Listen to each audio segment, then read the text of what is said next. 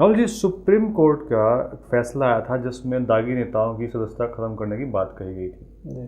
उस फैसले के खिलाफ यूपीए ने एक ऑर्डिनेंस अभी पास करवाया है। उस यूपीए के इस ऑर्डिनेंस पर आपकी खरी बात क्या है? देखिए, कोई भी सरकार हो, किसी भी पार्टी की हो, चाहे वो सेंटर में हो या स्टेट में हो, ये एक आम सगुफा होता है हर पार्टी का सॉरी कि भ्रष्टाचार को वो खत्म करेगी, राजनीति में से गुंडागर्दी को खत्म करेगी जी। ये हर पार्टी कहती है। और जब ये फैसला किसी कुछ नहीं कर पाई तो सुप्रीम कोर्ट ने, किसी ने पेटिशन डाली और उस पेटिशन के जवाब में जब सुप्रीम कोर्ट ने ये पाबंदी लगा दी कि जिस भी नेता की 2 साल की सजा हो जाएगी उसकी सदस्यता अपने आप खत्म हो जाएगी जी। तो इसका मतलब था कि हर पार्टी को इसका स्वागत करना चाहिए था। जो वो खुद नहीं कर पा रहे थे जी। वो एक कानून ने कर दिया, देश की सबसे बड़ी संस्था सुप्रीम कोर्ट ने कर दिया जी। तो उसका स्वागत करने की बजाय यूपीए ने क्या किया, पहले तो इसके खिलाफ एक पार्लियामेंट में बिल लेकर आई। पार्लियामेंट में बिल सभी पार्टियों ने पास किया, इसमें कोई दो राय नहीं। अब चाहे उसको ना कर रहे हो, लेकिन पार्लियामेंट में सबने पास किया। राज्यसभा में जाकर ये बिल अटक गया। जब तक राज्यसभा में गया, बीजेपी को लगा कि इसका समर्थन करना आने वाले इलेक्शनों में उनके लिए नुकसानदेह साबित होगा। बिल क्या था? सुप्रीम कोर्ट के इस फैसले के खिलाफ सरकार संसद में एक बिल लेके आई कि इस फैसले को बदला जाए। इससे नेताओं के साथ अन्याय हो रहा है। हो सकता है वो नेता लोअर कोर्ट में सजा पाने के बाद हाई कोर्ट में या सुप्रीम कोर्ट में बरी हो जाए, तो वो क्या करेगा। उन्होंने ये दलील दी इसकी।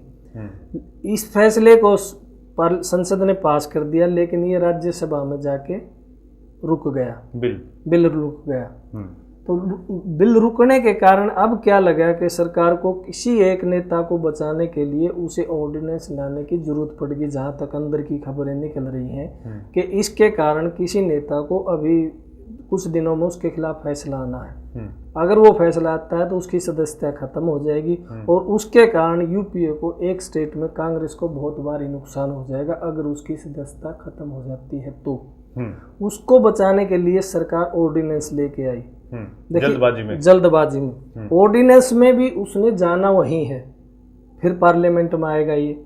लेकिन इसमें क्या होगा कि सरकार को 6 महीने मिल जाएंगे। 6 महीने तक ये अगले उसमें पार्लियामेंट की कार्रवाई में अगले में सत्र में आएगा ये जी। तब तक का उनके पास टाइम मिल गया और इस नेता को बचने का एक मौका मिल गया जी। ये इस तरह से ये इसलिए ये जल्दी किया गया है सरकार को कुछ नेताओं को बचाने के लिए। हालांकि चाहिए तो ये था कि कानून के जरिए जब गंदगी साफ हो रही है, आप खुद नहीं कर पाते, पार्टियों की भी मजबूरी होती है, उन्हें भी जीतने वाले कैंडिडेट चाहिए, इसमें कोई दे रहा है नहीं। तो वो इसलिए उनको टिकट देते हैं। लेकिन कानून के ढाल बना के वो कह सकते थे कि ये कोर्ट का ऑर्डर है, हम आपको टिकट नहीं दे सकते, कल को आपकी सीट चली जाएगी, फिर क्या होगा। लेकिन उसका उन्होंने स्वागत करने के बजाय उसको वो बैकअप निकाल लिया। हाँ, उसका एक तरीका निकाल लिया कि इस बिल को ही समाप्त किया जाए, इनको बचाया जाए।